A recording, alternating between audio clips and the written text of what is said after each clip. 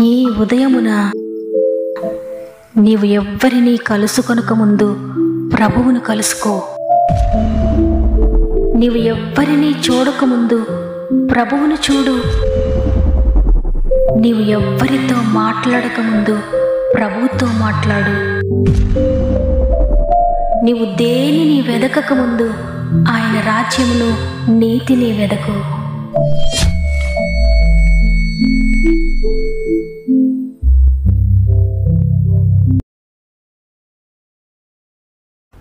Praise the lord.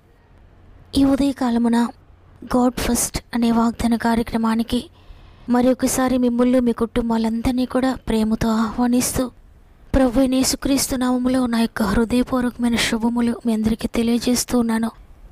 ఈ ఉదయాన ప్రియ దేవుని బిడ్డలారా, మీరందరూ ఎలా ఉన్నారు? బాగున్నారు కదా? దేవుడు తన కృపను బట్టి ఈరోజు ఈ విధంగా మనల్ని నిలిపి ఉంచారు. మరలా మనందరం కలిసి ఈ విధంగా దేవుని స్తుతించే తరుణాన్ని మరి ఒకసారి మనకు అనుగ్రహించారు.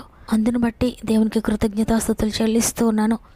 ఇంతగా మనపై కృప చూపిస్తూ ఇంతగా మనల్ని ప్రేమిస్తూ ఉన్న ప్రభువు తప్పకుండా మీ కొరకు జాగ్రత్త తీసుకుంటూ ఉన్నారు. కాబట్టి ఎంత మాత్రం కూడా కలవరపడకండి. ఏ ఆపదలో ఉన్నా, ఏ విపత్తులో ఉన్నా, ఏ అక్కరలో ఉన్నా ఆపత్కాలంలో నమ్ముకునదగిన సహాయకుడు మనకున్నాడు. కాబట్టి మీ ప్రతి ఆపదలో కూడా ఆయనను పిలవండి. మీ ప్రతి అక్కర్లో ఆయనను పిలవండి. నీవు పిలువగానే పలికే దేవుడు. నువ్వు పిలిస్తే తప్పక నీ దగ్గరకు వచ్చి నీ యొక్క ప్రతి సమస్యను విడిపించి గొప్ప నెమ్మదితో, శాంతితో నిన్ను నింపుతున్నాడు. కాబట్టి ఎంత మాత్రం దిగులు పడక ఆయనపై ఆధారపడండి. అదేవిధంగా ఏదైనా సమస్య, శోధనలు మీకుంటే తప్పకుండా మీ యొక్క ప్రతి ప్రార్థన అవసరత నాకు తెలియచేయండి. మానక మీ అందరి కొరకు ప్రార్థిస్తున్నాము. దేవుడు ఏ ప్రార్థనను త్రోసివేయడు. తప్పక మన ప్రార్థనలన్నిటికీ జవాబు ఉంది. తగిన సమయంలో ఆయన జవాబు ఇవ్వబోతున్నాడు. అందువల్ల నిరుత్సాహపడకుండా పట్టుదలతో ప్రార్థించండి. గొప్ప విజయాలు పొందుకోబోతున్నారు. సమస్త మహిమ, ఘనత, ప్రభావములు దేవునికి చెల్లునుగాక. ఈరోజు దేవుడు మనకు అనుగ్రహిస్తున్న శ్రేష్టమైన వాగ్దానాన్ని చదువుకుందాం. కీర్తనలు 91వ అధ్యాయము 10వ వచనము. ఏ తెగులును నీ గుడారమును సమీపించదు. ఆమేన్.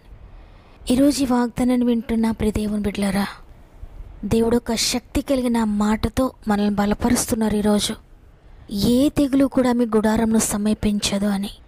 ఎందుకంటే అనేక మంది ఈరోజు ఏదో వ్యాధి ఉందేమో, నా బాధ ఏంటి, నా యొక్క పరిస్థితి ఏంటి, ఈ పరిస్థితి ఇంకా ఎంత పెద్దదవుతుందో, ఇంకెప్పుడు తగ్గుతుందో, నా జీవితమే ఈ రోగంతో అంతమైపోతుందేమో అన్నట్లుగా బాధపడుతూ ఈరోజు వాగ్దానాన్ని వింటూ ఉన్నారు. దేవుడు మీతో మాట్లాడుతున్నారు. మీ పరిస్థితి ఏ విధంగా ఉన్నా ఎంత మాత్రం భయపడకండి. ఎందుకంటే ఏ తెగులు కూడా మీ గుడారంను సమీపించదు అని. నిజంగా దేవుని మాట ఎప్పటికీ కూడా నిరర్థకం కాదు. మాట ఇచ్చారంటే ఆయన తప్పక అది నెరవేరుస్తారు. ఆయన వెనక్కి తీసుకోడు. అది ఏ మాట అయినా ఆయనకు అసాధ్యం కాదు, సాధ్యమే. ఆకాశము భూమి గతించిపోతాయి కానీ దేవుని మాటలు ఎప్పటికీ కూడా గతించిపోవు. ఆయన మాట సత్యమైనది, ఆయన మాట నిత్యమైనది, ఆయన మాట శాశ్వతమైనది. ఇది కేవలము ఒక వాగ్దానం మాత్రమే కాదు, దేవుని నోట నుండి వచ్చిన ఒక కృప కలిగిన వాక్కు. ఎంతమంది అయితే ఆయన కృపపై ఆధారపడతారో వారందరి జీవితాలు ఆయన నెరవేరుస్తారు. 91వ అధ్యాయము 1వ వచనం మనం చదివితే, మహోన్నతుని చాటును నివసించేవాడే సర్వశక్తుని నీడను విశ్రమించేవాడు అని అక్కడ ఎంతో స్పష్టంగా వ్రాయబడి ఉంది. ఆ భక్తుడు అంటున్నాడు, ఆయనే నాకు ఆశ్రయము, నా కోట, నేను నమ్ముకున్న నా దేవుడు అని. ఎవరైతే ఆయన నమ్ముకొని ఉంటారో, ఎవరైతే ఆయనను ఆశ్రయంగా చేసుకుంటారో, ఎవరైతే ఆయనను గృహముగా అంటే గుడారముగా చేసుకుంటారో వారికి కావలిగా ఉంటాడు. వారి గుడారపు చుట్టూ ఆయన అగ్ని కంచె వేస్తాడు. ఏది ఎంత మాత్రము కూడా వారి గుడారమును అంటకుండా ఒక అద్భుతకరమైన శక్తి వారిని నడిపిస్తుంది. సర్వశక్తిమంతుడైన దేవునిని ఆశ్రయంగా చేసుకొని ఆయనతో కలిసి నివసించే వారి చుట్టూ దేవుడు తన కృపతో కంచె కట్టాడు.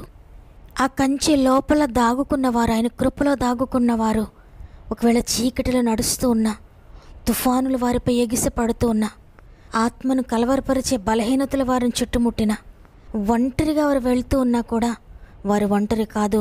దేవుని చేతులు వారిని కప్పి ఉంచాయి. వారు దేవుని చేతుల్లో ఉన్నారు, దేవుని హస్తాల్లో ఉన్నారు. అందువల్ల దేవుడే వారికి రక్షణగా ఉంటాడు. దేవుడే వారికి కోటగా ఉంటాడు. ఎంత మాత్రం భయపడాల్సిన అవసరం లేదు. ఆయన ఏ భయమును నిన్ను అంటనీయడు. నీ గుడారంను తాకనీయడు, నీ హృదయాన్ని తాకనీయడు. ఎందుకంటే నీ జీవితంలో ఉన్న ప్రతి పోరాటమును పోరాడేది నీవు కాదు, ఆయనే. ఆయనే నీ కొరకు పోరాడుతూ ఉన్నాడు. ఆయనే నీ చుట్టూ కంచె వేశాడు. ఏ తెగులు నిన్ను అంటకుండా ఆయన రక్షణ కవచంగా ఉన్నాడు. ఆనాడు ఐగుప్తు దేశంలో మరణదూత ఐగుప్తు దేశంలో ఉన్న ప్రతి ఇంటిలో కూడా మొదటి సంతానాన్ని హతము చేస్తూ ఉంది. ప్రతి ఇంటిలో కూడా మొదటి సంతానం చనిపోతూ ఉన్నారు. మరణదూత ఏ ఇంటినైతే దాటుతూ ఉందో ఆ ఇంటిలో ఉన్న మొదటి సంతానం చనిపోతూ ఉన్నారు. ఆ భయంకరమైన పరిస్థితిలో ఇశ్రాయేలీలు మాత్రం దేవుడు చెప్పినట్లుగా వారందరూ కూడా ఆ ఇంటిలోనికి వెళ్ళి తలుపు వేసుకొని ఒక గొర్రెపిల్లను వధించి ఆ గొర్రెపిల్ల రక్తమున ఇంటి ద్వారబంధములకు రాసుకున్నప్పుడు ఎవరి గుమ్మముపై ఆ రక్తము రాయబడి ఉందో ఆ రక్తమును చూచి ఆ మరణము దాటిపోయి వెళ్ళిపోతుంది. ఆ రక్తము లోపల ఎవరైతే దాగుకున్నారో యేసుప్రభువారి బలియాగమునకు సాదృశ్యంగా ఉన్న ఆ రక్తమును ఎవరైతే ఆశ్రయించారో వారందరూ కూడా రక్షించబడ్డారు. మరణదూత ఆ రక్తము రాయబడిన ఇంటిని చూచి దాటి వెళ్ళిపోతూ ఉంది. ఐగుప్తు దేశం అంతటిలో ప్రతి ఇంటిలో కూడా మరణం వచ్చింది. ప్రతి ఇంటిలో దుఃఖం ఉంది, ఏడ్పు ఉంది, కన్నీరు కారుస్తున్నారు, అంగలారుస్తున్నారు, భయంకరంగా గగ్గోలు పెడుతూ ఉన్నారు. అయితే ఎవరైతే ఆ రక్తము లోపల ఉన్నారో వారందరూ కూడా సురక్షితంగా ఉన్నారు. ఆ గుడారంలో మరణం లేదు, ఆ గుడారంలో దుఃఖం లేదు, ఏడ్పు లేదు. వారు సంతోషంగా పాటలు పాడుకుంటున్నారు, సంతోషంగా భోజనం చేస్తున్నారు, సంతోషంగా ఉన్నారు.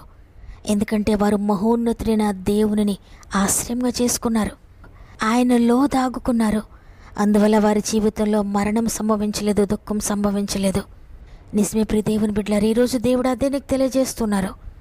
ఏ తెగులు నీ గుడారంను సమీపించకుండా ఉండాలంటే నీవు ఆయనను నీ నివాస స్థలంగా చేసుకోవాలి.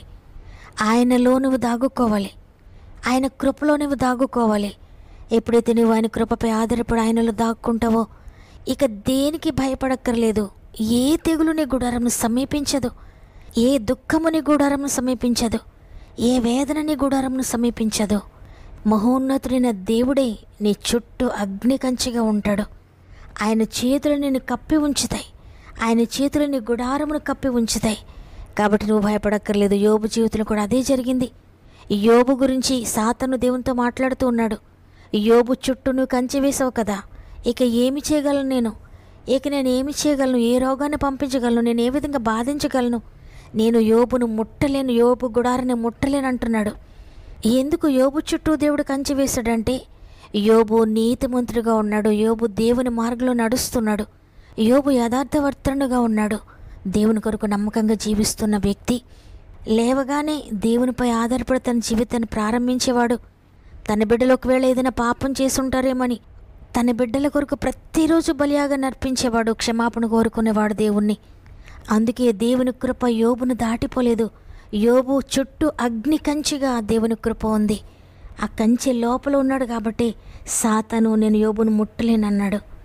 నిజమే, ఈరోజు ఈ మాటలు వింటున్న నీ జీవితంలో కూడా ఏ తెగులు నీ గుడారంను సమీపించకుండా దేవుడు అగ్ని కంచెని గుడారం చుట్టూ వేస్తున్నానని ఈరోజు వాగ్దానం చేస్తున్నారు. కాబట్టి నీవెంత మాత్రం భయపడక దేవునిపై ఆధారపడు. నేను యేసు రక్తంలో దాగుకున్నాను, యేసులో నేను దాగుకున్నాను కాబట్టి నేను భయపడనని ఆయనలో నీవు దాగుకో. నీ కుటుంబాన్ని దాచు ఆయనలో. నీవు నీ కుటుంబము నీ పరిస్థితులన్నీ కూడా ఆయనలో దాగుకుంటే ఇక ఏది కూడా నిన్ను బాధించలేదు, ఏ తెగులు నిన్ను ముట్టలేదు, ఏ శ్రమ నిన్ను ముట్టలేదు. గాఢాంధకారపులో నువ్వు సంచరించిన ఏ అపాయమునకు నువ్వు భయపడక్కర్లేదు. చీకటి లోయలో నువ్వు సంచరిస్తూ ఉన్నా, ఆకోరు శ్రమగల లోయలో నువ్వు ఉన్నా కూడా ఏది నీకు హాని చేయలేదు. సృష్టికర్తైన దేవుడే తన కృపగల కంచెను నీ చుట్టూ వేస్తాడు. ఆయన కృప అనే కంచె నీ చుట్టూ నీ ఇంటి చుట్టూ ఉన్నాయి. కాబట్టి ఎంత మాత్రం భయపడొద్దు. ప్రేమగల తండ్రి నీకు వందనాలు నాయనా, నీ ఉచిత కృపను బట్టి మరి ఒక దినాన్ని మాకు అనుగ్రహించారు.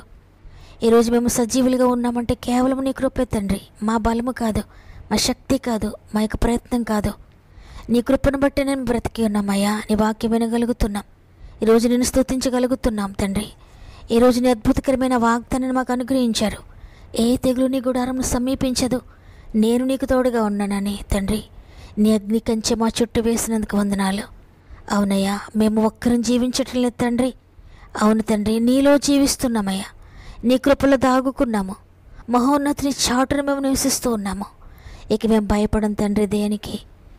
ఈరోజు వాగ్దానాన్ని ఎంతమంది విని నీలో దాగుకుంటూ ఉన్నారో వారందరి చుట్టూ నీ కంచె వేస్తున్నందుకు వందనాలు. వారి ఇంటి చుట్టూ, వారి బిడ్డల చుట్టూ, వారి ఉద్యోగాల చుట్టూ, వారి వ్యాపారాల చుట్టూ, వారి ప్రతి విషయంలో కూడా నీ కంచె వారి చుట్టూ వేస్తున్నందుకు నీకు స్తుతులు చెల్లిస్తూ ఉన్నాను తండ్రి. మరి ముఖ్యంగా ఎంతమంది అయితే ఈరోజు వారి ప్రార్థన అవసరతలు మాకు తెలియజేస్తున్నారో ప్రతి ఒక్కొక్కరిని నీ గాయపడిన చేతులకు అప్పగిస్తున్నాను. ఎంతమంది ఈరోజు కన్నీటితో వేదనతో ఉన్నారో ప్రతి ఒక్కొక్కరిని కూడా జ్ఞాపకం చేసుకోండి అయ్యా.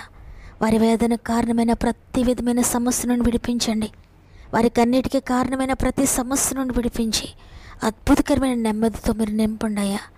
నైనా వారు ఎదుర్కొంటున్న సమస్య ఏదైనా, ఎంత భయంకరమైందైనా ఈరోజు మీరు విడుదలిస్తున్నారు నమ్ముతున్నాను. నమ్ముటనే వాళ్ళైతే నమ్మవానికి సమస్తం సాధ్యమని సెలవిచ్చారయ్యా. నమ్ముతున్న వారందరి జీవితంలో ఈ వాగ్దానం నెరవేర్చండి. ఏ తెగులు వారిని సమీపించడానికి వీల్లేదు. ఏ బాధ వారిని సమీపించడానికి వీల్లేదు. ఏ ఆర్థిక బంధకాలు వారిని బాధించడానికి వీల్లేదు. ఏ మానసిక వేదన వారిని బాధించడానికి వీల్లేదు. ఏ పాపము, ఏ శాపము, వ్యసనాలు వారిని బాధించడానికి వీల్లేదు. ప్రతి విధమైనటువంటి సమస్య నుండి మీరు విడిపిస్తున్నందుకు నీకు వందనాలు చెల్లిస్తూ ఈరోజు ప్రత్యేకంగా గర్భంతోనే ప్రతి బిడ్డను కొన్ని చేతులు పెడుతున్నానయ్యా. 9 నెలలు మీరు తోడుగా ఉండి చక్కటి సేఫ్ డెలివరీ స్థాయి చేయండి. ఈరోజు పుట్టినరోజులు, పెండ్లి రోజు జరుపుకుంటున్న వారిని కూడా నీ చేతులు పెడుతున్నాను. సంవత్సరం అంతా మీరు తోడుగా ఉండి నడిపించండి. ఈ దినం ప్రారంభిస్తూ ఉండగా ఈరోజంతా ఆత్మీయ కుటుంబానికి తోడుగా ఉండి వారి యొక్క ప్రతి ప్రయత్నంను సఫలపరుస్తున్నారని నమ్మి నీకు స్తుతులు చెల్లిస్తూ యేసయ్య పరిశుద్ధమైన నామములో అడిగి వేడుకొంచున్నాను తండ్రి. ఆమెన్. ఈరోజు ఈ మాటలు విన్న ప్రియ చెల్లి, ప్రియ తమ్ముడు దుఃఖంలో ఉన్నారా? భయముతో ఉన్నారా? వ్యాధిని బట్టి భయపడుతున్నారా? శోధనని బట్టి భయపడుతున్నారా? ఏ భయముతో మీరున్నా భయపడకండి. మీ చుట్టూ అగ్ని కంచి వేశాడు ప్రభు. ఏ తెగులు మీ గుడారం సమీపించడానికి వీలు లేకుండా చేశాడు ఆయన. కాబట్టి ఇక భయపడకండి. దేవుని వాగ్దానాన్ని నమ్మండి, విశ్వసించండి, పొందుకోండి. ఈ వాగ్దానం నా కొరకే అన్నవారు తప్పకుండా ఆమెనని చెప్పండి. లైక్ చేయడం, షేర్ చేయడం మర్చిపోకండి. దేవుడు మిమ్ములను, మీ కుటుంబాలను అత్యధికంగా ఆశీర్వదించి దీవించునుగాక. దేవుని చిత్తమైతే తిరిగి రేపు అందరం కలిసి ఆయనను స్తుతిందాం. అంతవరకు ప్రభు మీకు, మీ కుటుంబాలకు తోడేండి నడిపించునుగాక. God bless you.